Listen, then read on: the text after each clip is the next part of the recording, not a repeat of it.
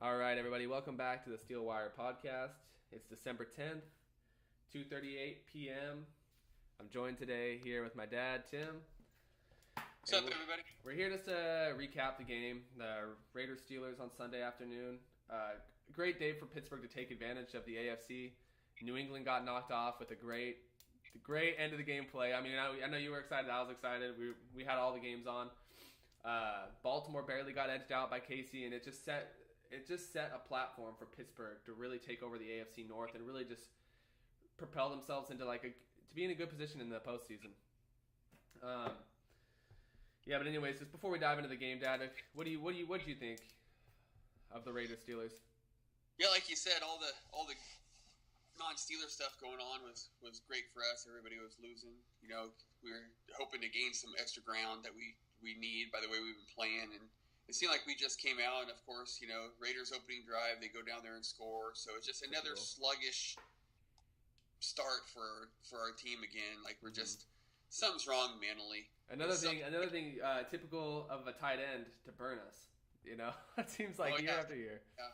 Yeah. Everybody goes to the tight. You know, copycat league. People see how to beat us, and they're just using it. They know, we're not the best coverage team. Yeah. You know, we just get destroyed. And we still get gouged here and there on the run too. I mean, I don't know. You know, our team has all the physical tools. Something's wrong mentally there. You know. Yeah. I agree. I think. I mean, it's just even as a fan watching Cook catch those balls, it's almost like, who's going to stop him? That's a big ass dude out there. You know what I mean? It's hard. It's like deflating almost. You know? Yeah, we're just not focused, and I don't know one Raider wide receiver. You know, I know Cook, I know the tight end, but I don't know any other wide receivers. You know, no disrespect. Besides Martavis Bryant. Yeah, and I didn't. He was on IR for sure. But so the Raiders have beaten 3 teams this year: Arizona, Cleveland, now us. Pittsburgh's lost 3 straight. Man, I mean, I honestly at this point I would start to think, man, are we going to make the playoffs? But with the Ravens losing, it puts us still somehow with life going forward. Ben was 25 for 29. He did leave with a rib injury. Came back to play the final drive, but he was 25 for 29 passing, 282 yards with 2 touchdowns. How do you feel about Ben going forward? How do you feel about Ben this game and going forward? Yeah, I like Ben. I have no problem with Roethlisberger. You know, he's on my. You know, I've always had a little chip on Ben, and I don't know if it's just because they're my favorite team or not. And I'm too hard on him, you know. But I mean, you know, sometimes I think his decision making is tough. But you know, when you have a superstar in AB and Juju, and they're getting the ball, I can see where Ben. You know, I think he just makes up his mind that he's going to go to Browns some of the time. But you know, we've seen him throw into like triple coverage to Brown. I think it's just already made up his mind that he's going to go there. But that pass to Juju, I think, is a good example too of that second touchdown he had against Oakland. But yeah, go ahead. Yeah.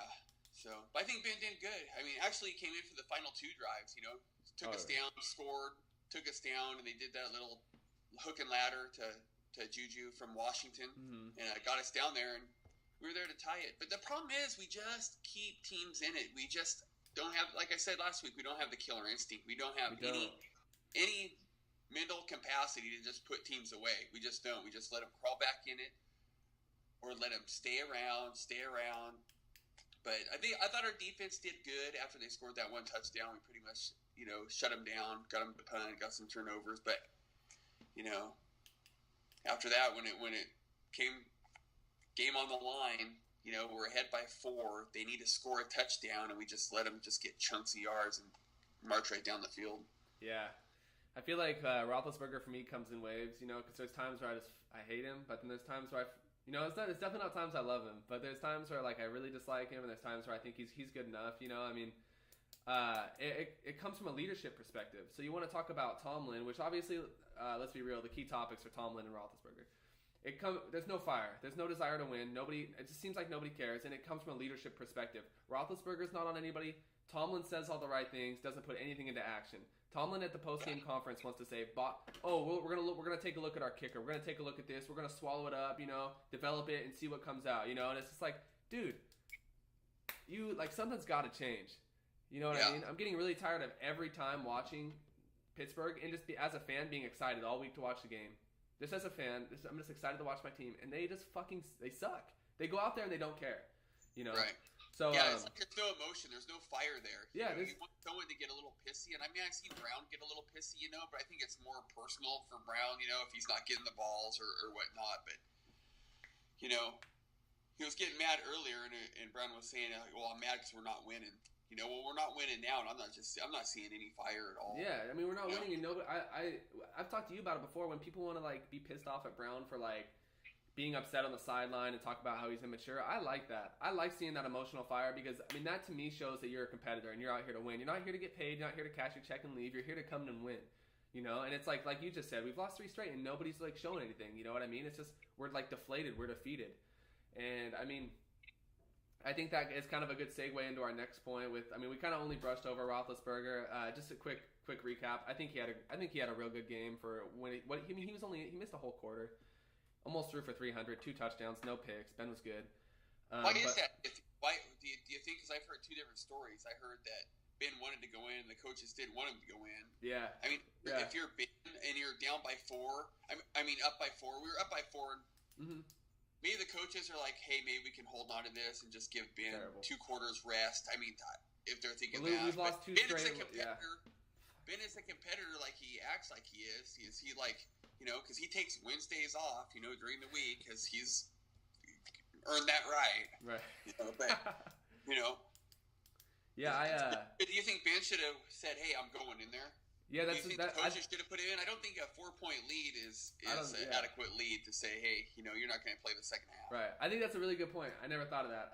I think that also goes when just a moment ago, I guess, when I talked about leadership and Tomlin and Roethlisberger being the catalyst for leadership.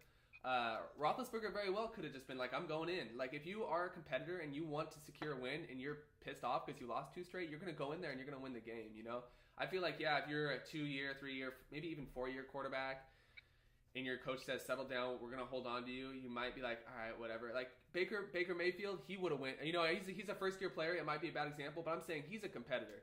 And I guarantee you, if the game's on the line like that, he's going in there to win and play. Leave his best foot, leave it all on the field. He's not going to go back to the locker room and be like, "A coach told me I couldn't play." But that's kind of my second post-game point, I guess you could say, is how do you feel about Tomlin? We've kind of dove into that already. But just a couple things I want to bring up real quick. Well, think about Tomlin real quick. Yeah, go ahead.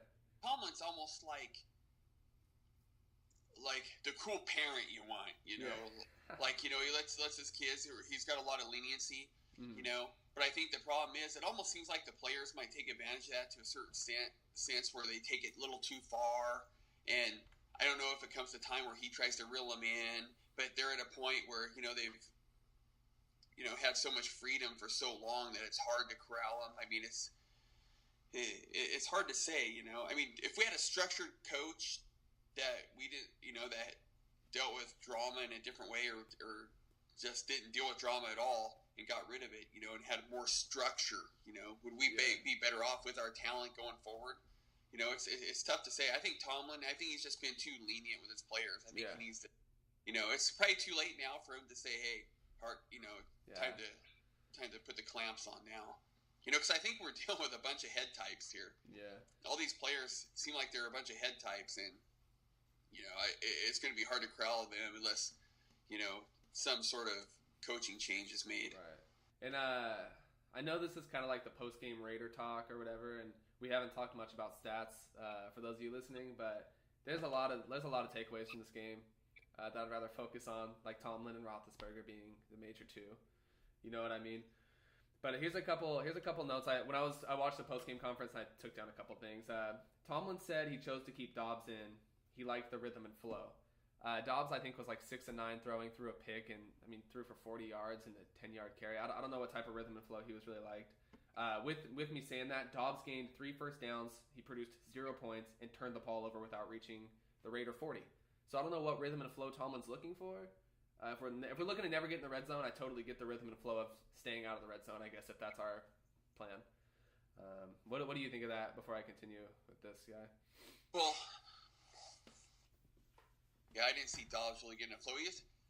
but he doesn't get all the reps in practice. Yeah, You're back up in there, so it's really tough to say. No, nothing against Dobbs. I like Dobbs a lot. A lot, but it's more just Tomlin's idea of I like the rhythm and flow. I think the more appropriate answer might have been, we had the backup quarterback in. We thought Ben was seriously hurt. We let him get some reps. We didn't get the production we wanted. Maybe that's better. You know what I mean? Like, saying I like the rhythm and flow, you're like making yourself vulnerable for fans to be like, what rhythm and flow was it you're looking for?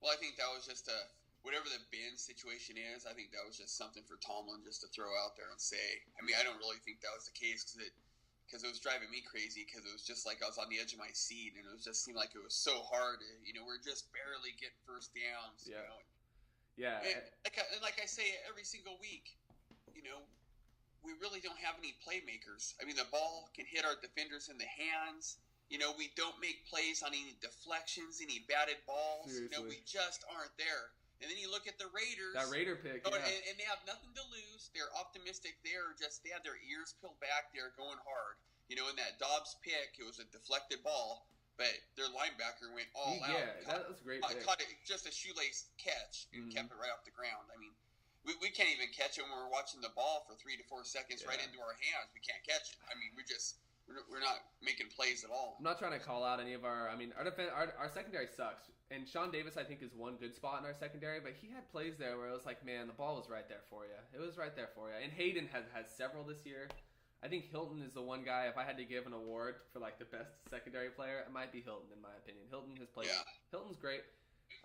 Everyone I think Burnett will come along too. Burnett, he's just not quite healthy enough. Yeah. But I think he'll be. He's a decent enough safety that he's made some plays, but he just can't stay healthy. Yeah. I mean, like good play last night. We talked earlier about the tight end where he was right on his ass and deflected that ball. I think that's when it went to 4th and goal, and then they did score. But no one else was stopping the tight ends. Nobody was stopping it. Burnett was the only player who had to play on a tight end. The Steelers, 4 games within 5 points this season. We're like 2-3 with that. So. What's the interesting stat as well? I mean, the AFC West is just they destroyed us this year. Just kicked our ass. And the problem is, just like what West Coast teams say, Pittsburgh being an East Coast team, we just do not travel well to the West.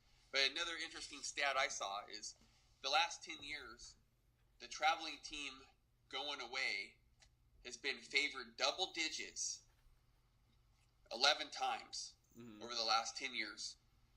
And 11 losses. Yeah. Pittsburgh has been 4 of the 11 double-digit favorites going away, and they've lost four times, and they've been favored by double digits on the road. I mean, it's just ridiculous. I mean, we just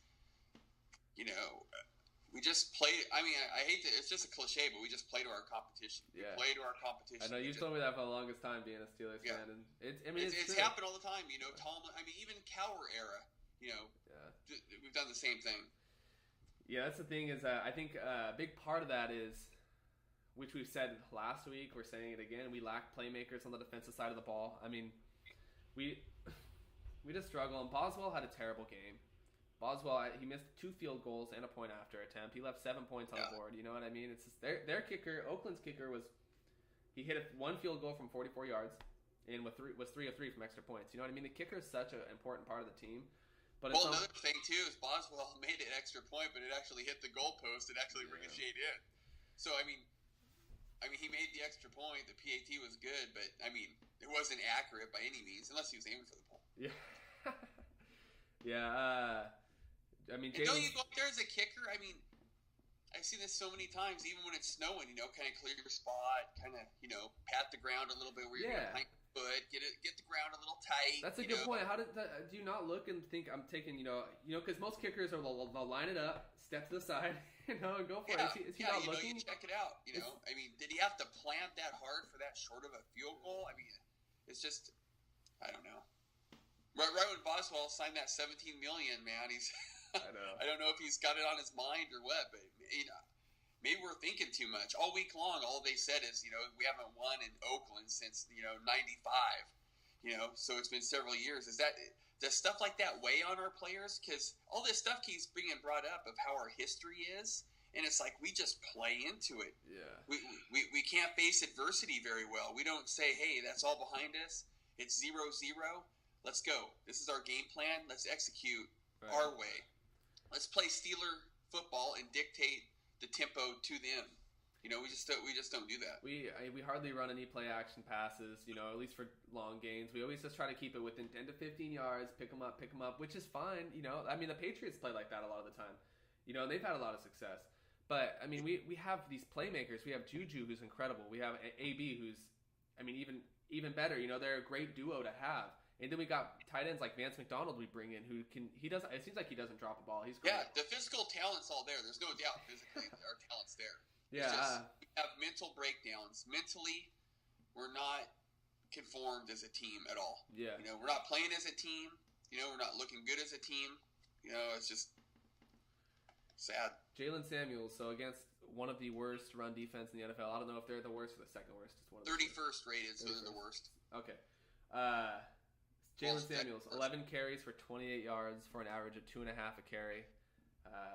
Just not getting it done. I feel like we have such great talent, and we can't even expose teams when they have negatives. Their rush defense is awful, and we just can't expose it. We can't figure it out. Receivers, Juju had 8 catches for 130 and 2 touchdowns. He was awesome. Juju's been great lately. He deserves some wins here. Well, I don't mean to bring this up either too much because I know we've battered it all season long, but Le'Veon Bell being gone, it doesn't hurt us that much, I don't think, with Le'Veon Bell being gone, with Connor starting as a starter.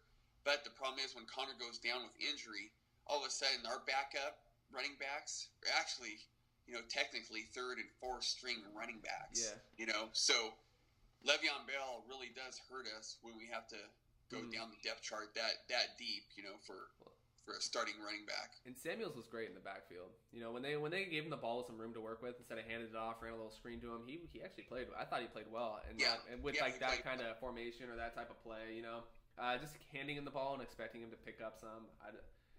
Oakland, the one takeaway from Oakland has a big defensive line. You and I both were like, damn, they got some big boys. Like, yeah, they are big. They're big front. Yeah, it was tough, but So anyways, all in all, do you expect a coaching change in the near future, or do you expect it to just ride out the rest of the season? What do you expect with Ben? Ben's fine. Ben's fine. I think Ben's fine. His numbers are good. He's having one of the best years ever. Mm-hmm. Brady's thrown. I don't know what he threw, if he threw any picks in Miami, but Roethlisberger has 13 picks. Mm-hmm. 13. Brady has 8. Roethlisberger might even he has 13. You're right. You're exactly right. Go ahead. So. He's thrown some picks, but yet he's leading the NFL, or was leading the NFL in yards. His accuracy's there. 25 of 29. Yeah. You see the difference with him in there versus Dobbs. If we do get rid of Roethlisberger, where do we go? Do we go to Dobbs? Do we go to Mason Rudolph, who's sitting in the wings, that we drafted this year? So. Yeah. But, I will say, I think Roethlisberger makes us go offensively. Yeah. I think he does. He makes mistakes. He's a gunslinger, Like Tyler said, high risk, high reward, But I think with Dobbs, though, he's got a lot of promise because he threw that ball to Juju perfectly which Juju had a great touchdown catch. We can't, you know what I mean? He bobbled that toes in. We were both like, I don't think that was a catch. And then the replay, it's like, whoa, he brought that in, The toe tap? Yeah, that was a great catch. Amazing catch. Probably one of the best Juju catches I've seen. Another one, though, he had 2 that game where Dobbs threw it to him on the sideline. He caught it and kept his toes in. I think Dobbs shows a lot of promise. I think, you said earlier, he just doesn't get the reps. You know what I mean? You should practice like you're a starter, but he just doesn't. I don't think he's prepared. I think at the same time, those receivers have to help. It just seems like we aren't coming up with the catches that get, contested a little bit. It seems like we're always dropping balls at a crucial time. A third down. That's the same to be said for our secondary too. They're dropping crucial plays. Yeah, it's just the mental breakdowns we're having. We just don't have that feistiness to go in there and say, we're the Pittsburgh Steelers, we're going to kick your ass, we're coming to grab. I get a ball thrown to me, I'm going to catch that thing. Yeah. We just don't have that sense of, destroy everybody. Yeah. Do you think there'll be a coaching change? No, not likely. I think they made their big change last year, getting rid of the offensive coordinator. Yeah. Todd Haley, I think that was their big thing. It just depends on how this year goes out. Yeah, you know, that's kind of what I'm thinking too. Yeah, if we can't pick up, say we do beat the Patriots, say we do win 2 of the next 3 games, get into the playoffs, anything can happen. Right. Can we turn this thing around? Can we mentally block out this loss? I thought we could mentally block out the Charger loss because that big comeback they had on us, I think for me, I'd probably say if the season were to end today, Tomlin would be on the hot seat. I don't think he's definitely on the hot seat. Yeah. I don't think they would make any changes, though. I still think they'd go with Tomlin through the next year and let that be the proving year. But with that being said, the season doesn't end today. So like you said, if we beat the Patriots, beat the Saints, or whatever, I think even if we beat one of those 2 teams, say we beat both of them, people are going to think Pittsburgh's right back in it. You know what I mean? So it's like, like you said, all you got to do is get in. You punch your ticket and you got a chance. So... And this game's a tough one to blame. Really, it's a tough one. When you have a score in the low 20s, 21 to 24. Okay, we let the Raiders score 24 points, which they put 30 or 33 on Kansas City, who doesn't have that good of a defense. We held them, to 7 for a long time. Then they were 17 till the last drive when they got that touchdown, which, obviously the blame goes on the defense there. The offense got the lead, but how high-powered our offense is 21 the right amount that we should have scored against a defense like Oakland? Yeah. Or should we have been more into the, mid-30s, maybe even the 40s? We have an offense that should be putting up that many points. Yeah, our defense is suspect, there's no doubt, but holding the team to, 24 points, isn't the most terrible thing. But like I said, 24 is a little high that I'd like to see scored against us. 21 is definitely way lower than what I'd like to see scored. So, both those numbers are right there where it's, both sides are to blame. It's like I said earlier. When we're sitting there watching the game, it's almost kind of like you anticipate it and you're like so excited and you sit down and you watch like the first 2 offensive drives and you're like, okay, like when are we going to actually start like playing like our game? Yeah, it's just we kept stalling. Yeah, it's kind of like one of those things where it's like they just we punted. All right, let's go back. It's like, okay, we'll get it next. Yeah, get it next time. Stall. It was just ugly football. Which I hope that mentality changes going into maybe if we make the postseason. I hope that mentality changes because I really do believe our offense is like top 5 talent in the NFL. There's some great offenses out there, but I do think talent-wise we have some great receivers. Our running back, obviously, if Connor comes back, I think we're fine. If not, then that might be a struggle. Yeah, they'll have to figure something out in that running game. Yeah, I think Ridley. Looking at Ridley, it seems like Ridley hits the holes faster. Yeah, watching him get in there and he scored that touchdown. Mm-hmm. I think he hits the holes harder and faster. So they'll evaluate the tapes and figure it out. Do you think Boswell? Do you think any changes with the kicker will happen throughout this season? Probably not through this season, but it's just been weird how you have a great season, you get your contract, and now he's just been flustered. Like I said, it's all mental. He steps in for Scobie, and he was like our savior at the time. I remember seeing Boz, and I was just like, this guy's amazing.